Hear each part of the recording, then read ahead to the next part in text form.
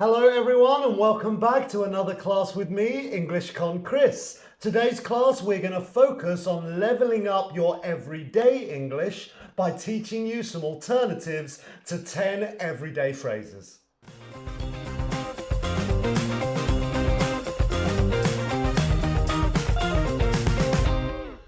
So thank you everyone for tuning back in. As I mentioned, today we're going to increase your vocabulary by teaching you some alternatives to everyday English phrases. We all know the basics like hello, how are you, I'm fine, thank you. And there's nothing wrong with this. I say in Spanish all the time, hola, ¿qué tal? Literally all the time. So I'm not saying there's anything wrong with this, but I'm here to give you some alternatives to these everyday expressions to maybe help you feel more confident, understand English speakers better, and maybe incorporate them into your own vocabulary as well. And remember that if you find this video useful, please like and subscribe and share it to someone else who's learning English. So, are you ready? Let's jump in. Let's start with hello, how are you? So I want to mention again, there is nothing wrong with saying hello, how are you? I say hello, how are you when I'm trying to be more formal or maybe more polite, but there's absolutely nothing wrong with it. However, when I'm talking to my friends or in a more social context, I don't tend to say hello, how are you? I tend to use these alternatives. My most common alternative is, hey, how's it going? This is what I use with all of my students. It's just a very relaxed, casual way of saying, hello, how are you? Oh, hey mate, how's it going? Here's a couple of examples. Oh, hey, how's it going? I haven't seen you in ages. Morning mate, how's it going? Another common alternative for how are you would be, how have you been? Now, even though this is basically the same expression, this is more commonly used when we haven't seen the person in a longer time. For example, hey, I haven't seen you in ages. How have you been? Hi there, how have you been? I haven't seen you since the Christmas party. And the third alternative that I want to teach you guys is a very British alternative. All right, mate. Now, the phrase is, all right, mate. However, British speakers like myself will normally just say noises, like not even a word, just make noises with their mouth. For example, all right, mate. So if you ever hear a British person saying, all right, mate, it means, all right, mate. Here's a couple of examples. All right, mate, do you fancy going for a beer? All right, mate, you look really tired. Are you all right? So there you have three alternative ways to say, hello, how are you? Hey, how's it going? How have you been? And, all right, mate. So now let's talk about the next phrase. This phrase is usually the reply to the question, how's it going? Which is, I'm fine, thanks. So again, I do want to emphasize there's nothing wrong with saying, oh, I'm fine, thanks. That's normal. I say it. But here are some alternatives if you wanted to increase your vocabulary. First alternative is, all good, thanks. So for me, this is the most natural reply to the question, hey, how's it going? Yeah, all good, thanks, mate. Here's another couple of examples. Yeah, all good, thanks, mate. Just really busy with work at the moment. Yeah, I'm all good, thanks. How are you? A second common alternative would be, not bad, thanks. Although this is a universal English expression, I would say it's quite British because it's very pessimistic. It's very kind of like, oh yeah, not bad. Like we don't want to say good, we just say not bad. But honestly, it just means I'm fine, I'm good, but we say not bad because we're very pessimistic people. For example, yeah, not bad, thanks, mate. You know, same old, same old. Yeah, I'm not bad, thanks. How about you? And the third alternative would be, can't complain. Again, very similar to not bad, thanks. This is a very pessimistic way of saying, yeah, I'm good. We say, I can't complain. I don't have anything in my life that I need to complain about. I can't complain. For example, yeah, I can't complain, you know, work's good and everything. Yeah, I can't complain. We just got back from holiday last week and, you know, back in the English weather. So there you have the three alternatives to say, I'm fine, thanks. You could say, all good, thanks. Or you could be pessimistic and British and say, not bad, or can't complain. So let's move on to the next expression, which is, what are you doing? Now, this is the first expression in the video so far where it kind of is important, not necessarily alternative expressions, but definitely the intonation. For example, what are you doing is very different to, hey, what are you doing? Exactly the same in Spanish, where, ¿qué haces? Is not the same as, ¿qué haces? So if you wanted to ask someone about their plans, not specifically what they are doing right now, but in general about their plans, you could use one of these three alternatives. The first one, what are you up to?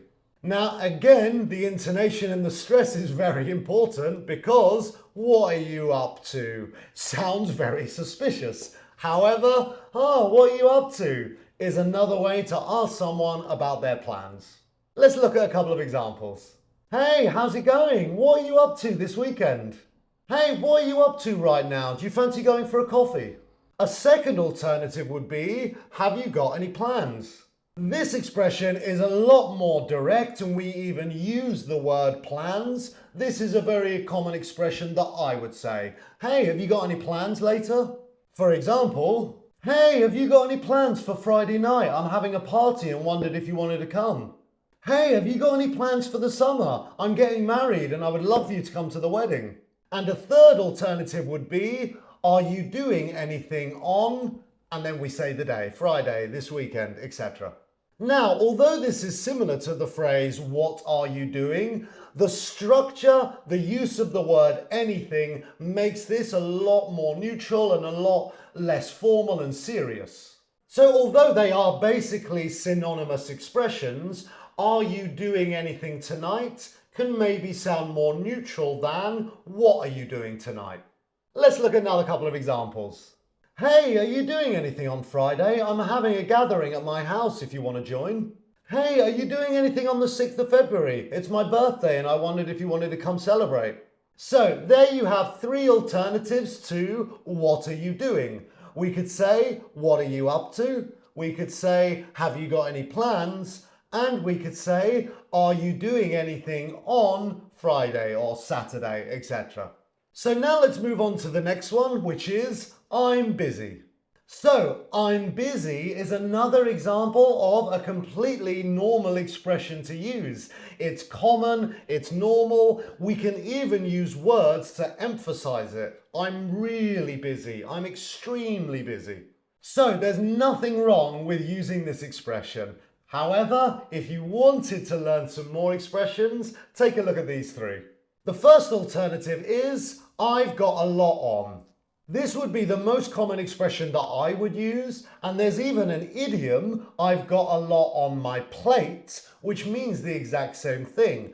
I'm not 100% sure, I'm not an expert in the history of linguistics, but probably it came from the idiom, I've got a lot on my plate, but now we shortened it, I've got a lot on. Look at these examples. No, sorry, I can't come out tonight, I've got a lot on at the moment. Is it possible to reschedule? I've got a lot on right now and I'm not going to be able to make it. Another expression would be snowed under. Now this is an idiom because obviously it's nothing related to snow, but this is a very common idiom to mean I am busy, I'm snowed under. Hey, can I call you later? I'm snowed under right now. Oh, I've been snowed under at work all week. And the third alternative is hectic.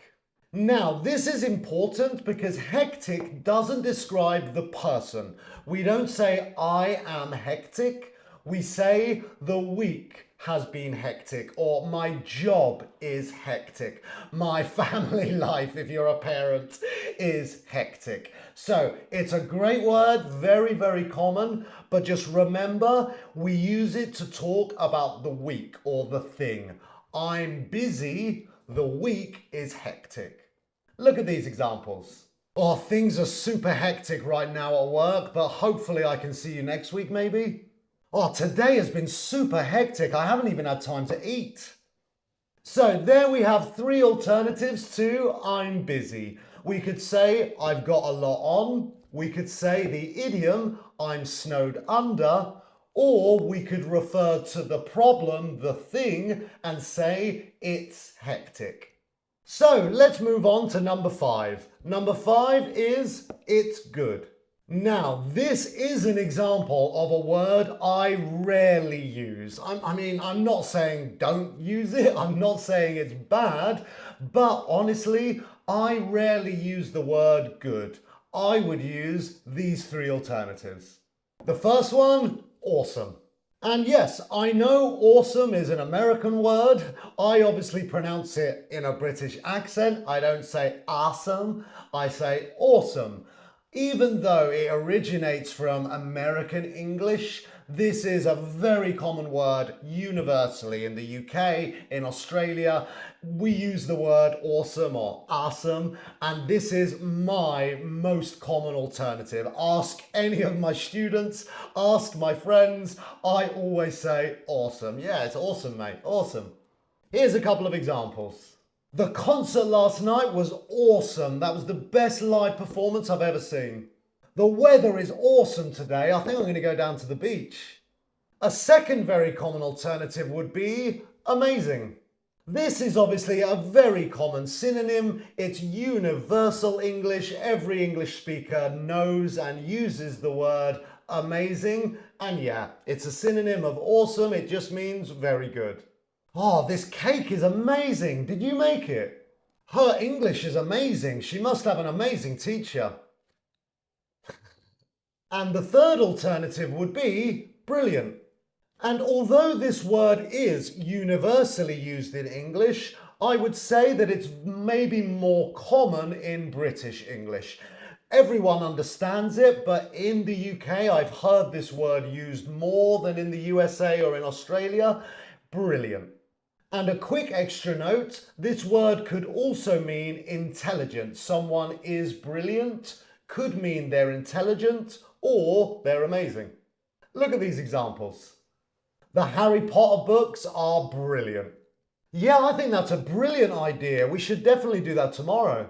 So there you have three alternatives to the word good. We could say awesome or awesome in an American accent. We could say amazing, or we could also say brilliant.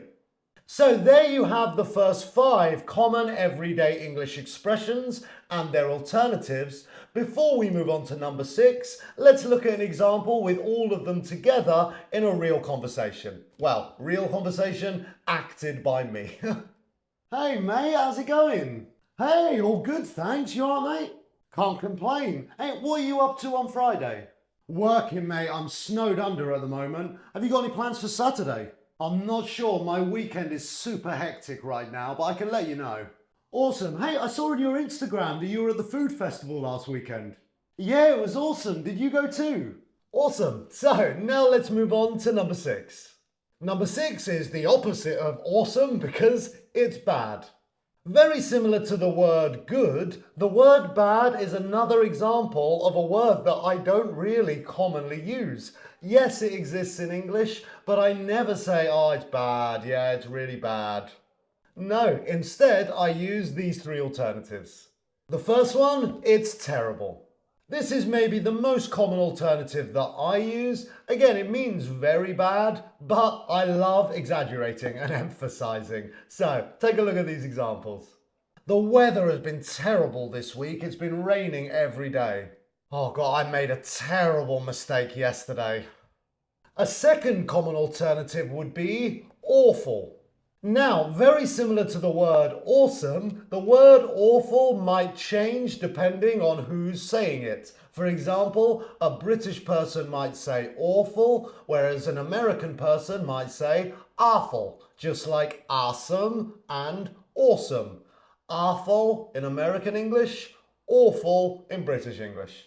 Oh, I feel really awful about what happened. I'm so sorry. Oh, this coffee tastes awful. And the third alternative is a British alternative, which is rubbish. Importantly, with the word rubbish, this can also mean trash, basura in Spanish. However, in British English, it has a second meaning, which means bad, awful, terrible. That film was rubbish. I left the cinema halfway through. I'm rubbish at organising events. I love attending them, but I'm rubbish at organising them. So there you have three common alternatives to bad. We could say it's terrible, we could say it's awful or awful in an American accent, or we could say in British English, it's rubbish. So let's move on to the next one. It's big. Now, I'm not going to make any jokes about the phrase it's big because I'm sure there'll be lots of comments for you all to look at. So let me get straight to the alternative phrases to say it's big. That's what she said. Oh, no, not that. Just come on, you guys, let's do it. The first alternative would be huge. And again, this is not really a direct synonym because it does mean very big, but it's still a very common alternative to the word big. My mate's house is huge. It's got like 5 bedrooms. I think you should take the job. It's a huge opportunity for you. The second alternative is it's massive. Again, similar to huge, this means very big. Let's look at the examples. I love massive dogs like huskies and German shepherds. Mate, that suitcase is massive. Are you sure they're going to let you on the plane with it? And the third alternative, enormous. Now, although this is a synonym of massive and huge, I would say personally this is more emphatic. It's a lot stronger. It's enormous. Some of the buildings in Dubai are enormous. I didn't realise how enormous elephants were until I went on safari. So there you have 3 alternatives to it's big. You could say it's huge. That's what she said. You could say it's massive.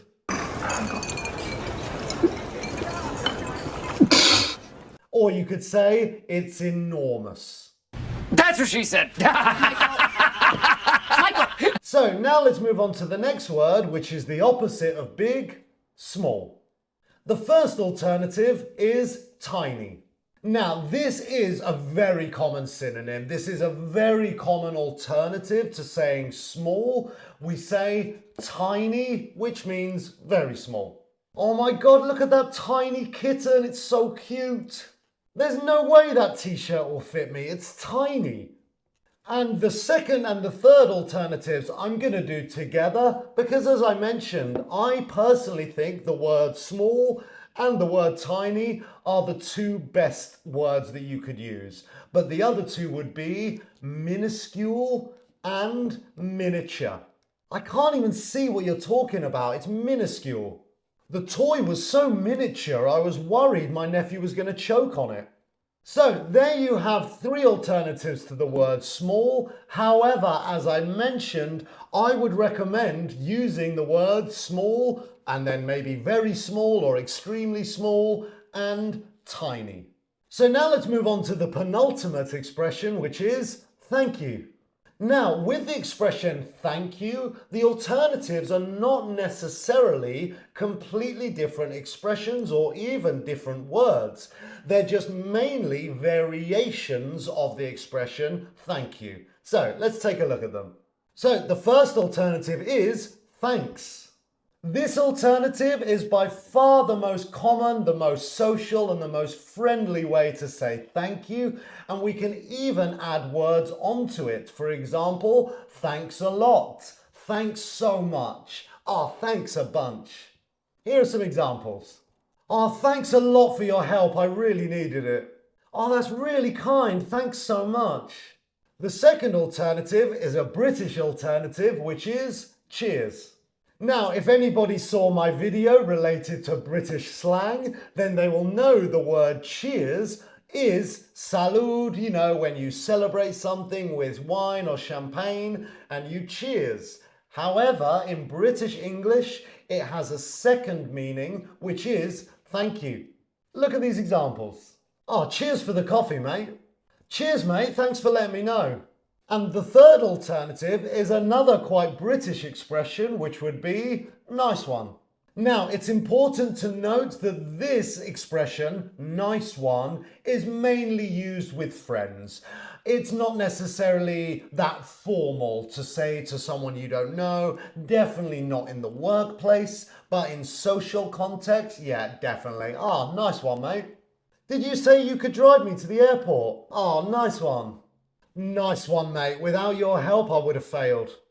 So there you have the three alternatives to thank you, which would be thanks, and then obviously thanks so much, thanks a lot, thanks a bunch, or the British alternatives, cheers and nice one. So now let's move on to the last one, number 10, goodbye. So goodbye is another example of a word that I rarely use. I'm not saying you shouldn't. I'm not saying it's bad or terrible or awful. However, it's just not that common for me personally. I would use these alternatives. The first one would be see you later. Even more commonly and very social, you might even hear people say see you later or even see ya. Oh, it was great hanging out with you. Yeah, see you later. Oh, sorry, I've got to go to work now. See you later. The next alternative would be take care. Now, although this is an alternative to goodbye or see you later, it can also commonly be used with those expressions. Oh, see you later, mate. Take care. Look at these examples. Yeah, it was good to see you, mate. Take care. Thanks so much for looking after my kids. Yeah, no, take care and see you later. And the third alternative is have a good one. Very similar to take care, we can use have a good one as an alternative to goodbye, or we could also use it with goodbye or see you later. Yeah, I'm heading out now, so have a good one. Yeah, see you tomorrow, mate. Have a good one. So now that we've done the second half of words from this video, let's look at another real, acted conversation using these words.